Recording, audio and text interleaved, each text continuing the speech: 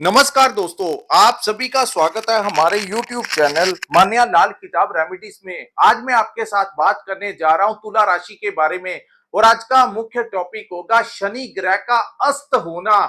जी हां, 13 मार्च से लेकर 22 अप्रैल 2026 तक शनि जो है वो मीन राशि में अस्त अवस्था में रहेंगे और इसका कैसा प्रभाव तुला राशि के जातकों के ऊपर होगा। दोस्तों, जब भी शनि ग्रह के बारे में बात आती है तो लोग जो हैं उनके अंदर एक भय का माहौल बन जाता है, क्योंकि कुंडली के जो 12 भाव होते हैं इसमें सबसे ज्यादा जो भाव होते हैं उनके ऊपर शनि का कंट्रोल होता है, क्योंकि दो राशि मकर राशि और कुंभ राशि के वो स्वामी ग्रह होते हैं। एक दो भाव वो हो गए, दूसरा जिस भाव में वो विराजमान होते हैं तीसरा भाव, और 3 दृष्टियां उनकी होती हैं। तो कुल मिलाकर 12 में से 6 भावों के ऊपर सबसे ज्यादा कंट्रोल जो होता है वो शनि ग्रह का होता है। कहते हैं इनको हमारे कर्मों का और न्याय का देवता कहा जाता है।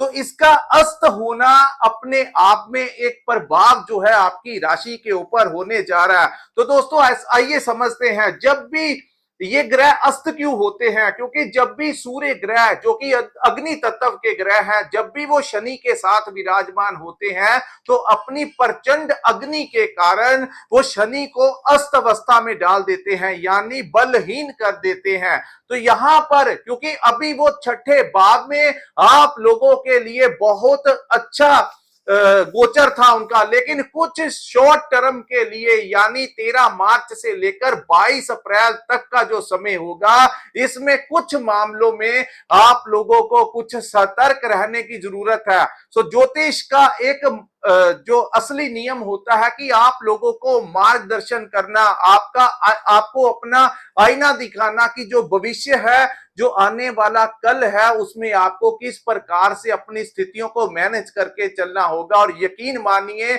जो लोग समय के अनुसार अपनी चाल चलते हैं उनको ज्यादा संघर्ष नहीं करना पड़ता। तो आइए समझते हैं ये जो 1 महीने के आसपास का जो समय आया है उसमें आप लोगों के लिए कौन सी स्थितियां बन सकती हैं।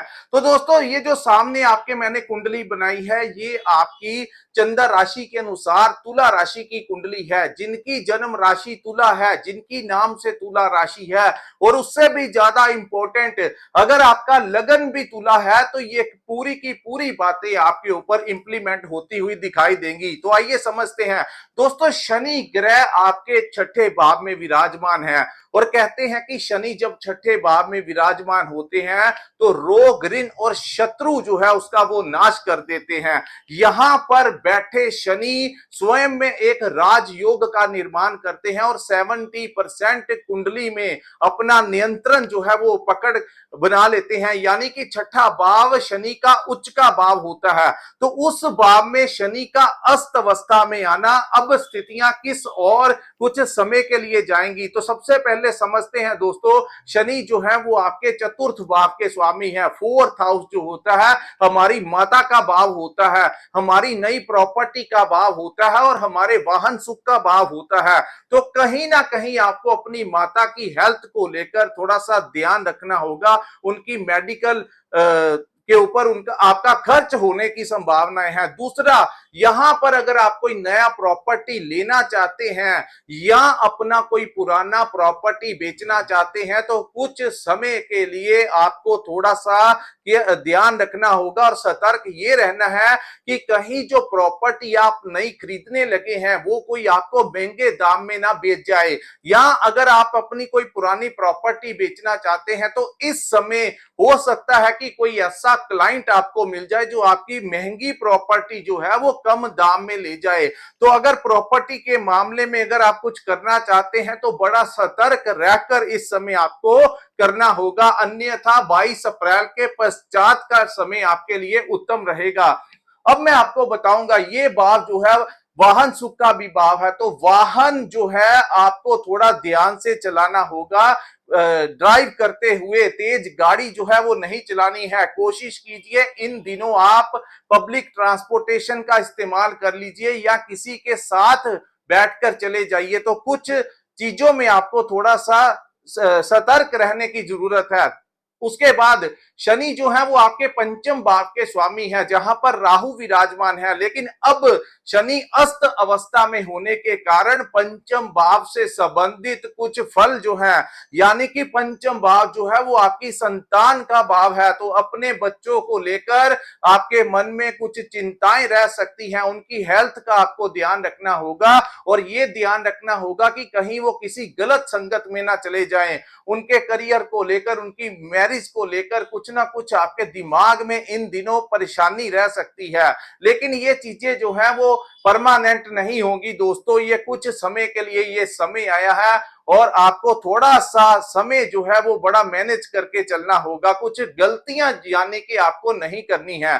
तीसरा, पंचम भाव जो होता है वो हमारी लव लाइफ का भी भाव होता है, तो प्रेम संबंध में है और सीरियस रिलेशनशिप में है, शादी वगैरह करना चाहते हैं, तो इस समय उन संबंधों को लेकर आपको थोड़ा ध्यान रखना है कि कहीं आपके मुंह से या आपके जो पार्टनर है उनके मुंह से कुछ ऐसी बातें ना निकल जाएं जिसके कारण आपका रिश्ता जो है वो ब्रेकअप की तरफ चला जाए। तो इन चीजों का आपको ध्यान रखना होगा। पंचम भाव बहुत इंपॉर्टेंट कुंडली का भाव है, तो पंचम भाव जहां संतान का है, लव लाइफ का है, हमारी मैनेजमेंट का है, तो मैनेजमेंट करते हुए आपको कहीं ना कहीं क्रोध आने की चाहे वो अपने व्यापार को मैनेजमेंट करने को लेकर हो, या अगर आप कहीं पर नौकरी करते हैं वहां पर जो कोलीग्स का बिहेवियर या फिर आपके जो बॉस हैं उनके बिहेवियर से कहीं ना कहीं आपको थोड़ा सा ज्यादा क्रोध रह सकता है। तो आपने कुछ ज्यादा रिप्लाई नहीं करना है, इस समय को आपने थोड़ा सा कैसे भी करके निकालना है। उसके बाद दोस्तों, पंचम भाव जो है वो करियर का भी भाव है, तो अचानक से आपके दिमाग में आने वाले भविष्य को लेकर कुछ चिंताएं जो है वो रह सकती हैं। उसके बाद ये भाव जो है दोस्तों वो शेयर मार्केट और स्टॉक मार्केट का है। मैं आपको यहां पर हाईली रिकमेंड यही करूंगा कि किसी भी प्रकार से इस समय के दौरान आप लोग कोई ऐसे काम में इन्वेस्टमेंट ना कीजिए जो आपकी शेयर मार्केट और स्टॉक मार्केट से रिलेटेड हो, या फिर कोई भी ऐसा बिजनेस जिसमें लालच की मात्रा बहुत ज्यादा बड़ी हो और आपको लगे, आपके सामने कई बार ये ग्रह भ्रम की स्थितियां बना देते हैं दोस्तों, लेकिन आपको थोड़ा बचाव करके चलना होगा। शुरू शुरू में ये आपको ऐसा लाभ देंगे और आपकी बुद्धि को ऐसा अपने जाल में फंसा लेंगे कि आपको लगेगा कि इससे अच्छा काम ही नहीं है, और जैसे ही आप अपनी मेजर इन्वेस्ट करेंगे तैसे ही वो उन चीजों को प्रॉब्लम में डाल देंगे। तो बेहतर होगा कुछ समय के लिए आपको थोड़ा सा ध्यान रखना होगा।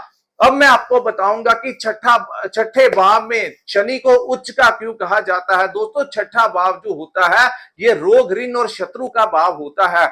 यहां पर जब जब शनि ग्रह बैठते हैं तो यहां पर, क्योंकि शनि जो है इनके पास साम दाम दंड भेद सारी नीतियों को ये अपना लेते हैं, इसीलिए शनि को यहां पर उच्च का कहा जाता है। यहां पर हालांकि शनि अस्त होंगे लेकिन सूर्य यहां पर रहेंगे, फिर भी आपको एक चीज का ध्यान रखना होगा, यहां पर पुराने कर्जों को लेकर दिमाग में परेशानी रह सकती है। उनको उतारने के लिए जब आप किसी को पैसा देंगे तो कई बार आपको बड़ी ज्यादा इरिटेशन होगी ऐसी।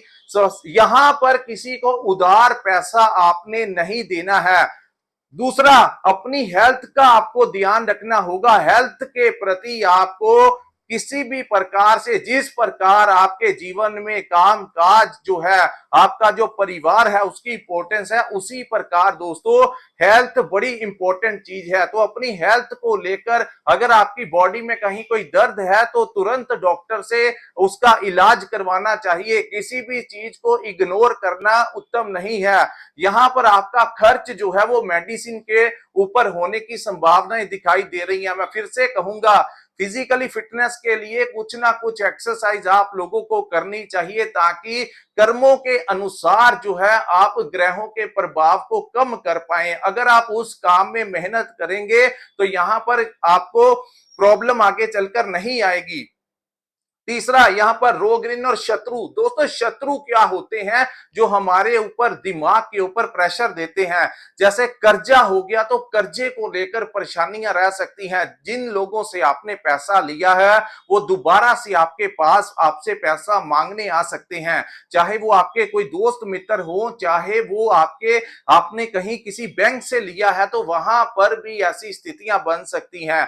तीसरा, यहां पर जिन लोगों को कोर्ट केस से संबंधित समस्याएं आ रही थी उन लोगों को यहां पर थोड़ा सा ध्यान रखना होगा। कोशिश कीजिए अगर आप डेट जो है वो 22 अप्रैल के बाद की आपको मिल जाए। अगर पॉसिबिलिटी है तो आप लोगों को चाहिए कि इस समय आप लोग अगली नेक्स्ट डेट अगर ले सकते हैं तो ले लीजिए। इन दिनों कुछ ना कुछ समस्या जो है आपके लिए आ सकती है, यानी वकीलों को के ऊपर पैसा खर्च करवा सकता है ये समय, जो आपको इरिटेशन में डाल सकता है। तीसरा दोस्तों, यहां पर आपको एक ध्यान रखना होगा, किसी के साथ लड़ाई झगड़ा विवाद जो है वो नहीं करना है।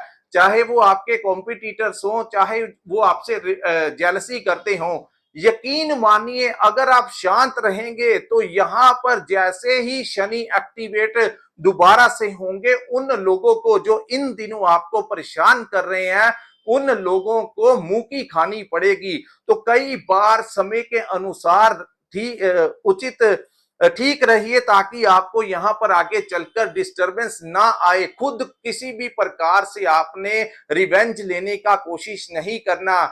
जब शनि जैसा ग्रह यहाँ पे बैठता है तो जो लोग आपके कॉम्पिटिटर्स होते हैं, आपको दबाने की कोशिश करते हैं, इस समय दोस्तों वो आपको तंग परेशान करने की कोशिश जरूर करेंगे, लेकिन वो आपका ज्यादा कुछ बिगाड़ नहीं पाएंगे। अंत में उन लोगों का अपना ही नुकसान हो जाएगा। तो इस समय, ये जो 1 महीने का आसपास का समय है, इसमें आपने कोई ऐसा बड़ा कदम जो है वो अपनी तरफ से नहीं उठाना। सिर्फ आपको देखना है और डिप्लोमेटिक तरीके से गेम जो है वो आपको खेलना होगा। तो समय के अनुसार खामोश रहना ही आपके लिए उचित होगा। उसके बाद मैं बात करूंगा शनि की 3 दृष्टियों की। तो शनि की एक दृष्टि जो है आपके अष्टम भाव के ऊपर है। तो अष्टम भाव जो है वो आपकी पैतृक संपत्ति का है। तो आपकी जो पेरेंटल प्रॉपर्टी को लेकर इस समय डिस्प्यूट रह सकता है, तो यहां पर आपको थोड़ा शांत रहना होगा। वहीं ये भाव जो है गुप्त शत्रुओं का भी भाव है। आपको सतर्क रहना होगा कि कोई आपके खिलाफ पीठ पीछे राजनीति कर सकता है। तो ऐसा आप लोगों को चौकन्ने रहने की जरूरत है। तीसरा, शनि की एक दृष्टि जो है आपके 12th हाउस के ऊपर है। तो 12वां भाव जो होता है दोस्तों, ये आपके खर्चों का भाव होता है। 12th हाउस जो होता है ये आपके विदेश का भाव है, इंपोर्ट एक्सपोर्ट का भाव है। तो यहां पर जो लोग विदेश जाना चाहते हैं, जैसे ही वो अपना फाइल सबमिट करवाएंगे, अगर आप स्टूडेंट वीजा के लिए जाना चाहते हैं, घूमने के लिए जाना चाहते हैं, या किसी भी पर्पस के लिए विदेश में जाना चाहते हैं, तो इस समय आपको थोड़ा सा ध्यान रखना है कि कहीं फाइल सबमिट करवानी है तो बुध भी दूसरी तरफ से अस्त अवस्था में है। तो उन 20 के पश्चात वो ठीक हो जाएंगे, लेकिन इस समय आप लोगों को अपने डॉक्यूमेंट्स को रीचेक करना होगा, अन्यथा कुछ समय के लिए आपको इंतजार करना होगा। उसके बाद व्यर्थ की यात्राओं से आपको थोड़ा सा अपना बचाव करके चलना होगा। ओवर एक्सपेंसेस जो हैं, जो आपके हो रहे थे, उसमें कहीं ना कहीं इस समय थोड़ा बचत होने के चांसेस दिखाई दे रहे हैं, क्योंकि आगे शनि की सीधी दृष्टि थी तो पैसा बच नहीं रहा था। यहां पर अब जाकर कुछ कंट्रोल जो है वो होने की संभावनाएं हैं। तीसरा, शनि की दृष्टि जो है दोस्तों आपके तीसरे भाव के ऊपर है। तो 3rd हाउस जो है आपके साहस और पराक्रम का भाव है। तीसरा भाव जो होता है हमारे दोस्तों मित्रों का भाव होता है, हमारे छोटे भाई बहनों का भाव होता है। तो यहां पर आप लोगों को जो साहस में कमी महसूस हो रही थी, जो आपको ऊर्जा नहीं आ रही थी काम करने के लिए, इस समय आप लोगों को अपने आलस को त्यागना होगा और अपनी मेहनत की तरफ आगे बढ़ना होगा।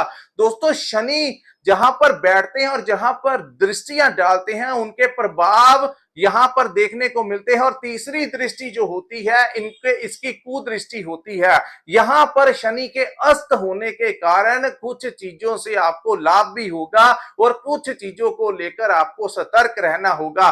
तीसरा भाव यानी दोस्तों मित्रों का भाव है, तीसरा भाव आपके छोटे भाई बहनों का भाव है। तो इन रिलेशंस को लेकर आपको कहीं ना कहीं थोड़ा सा ध्यान रखना होगा कि कहीं मन मुटाव की स्थितियां ना उत्पन्न हो जाएं, या फिर और अपनी भागदौड़ आपको निरंतर करनी होगी। किसी भी कार्य को पेंडिंग नहीं छोड़ना है, चाहे वो आपके व्यापार से संबंधित हो, चाहे वो आपकी नौकरी से संबंधित हो। आप लोगों को अनुशासन में रहकर अपने सारे कार्य करने चाहिए। दोस्तों शनि कई बार इंसान को लेजी कर देते हैं, समझ नहीं आता है, लेकिन जीवन में जितने भी लोगों ने आसमान तक का सफर को छुआ है, उन लोगों ने एक टाइम टेबल के अनुसार अपने जीवन में अनुशासन को अपनाया है। तो अगर आप लोग अपने आलस को त्याग कर और एक अनुशासन में रहकर सुबह टाइमली उठें और रात को टाइमली सोना शुरू कीजिए।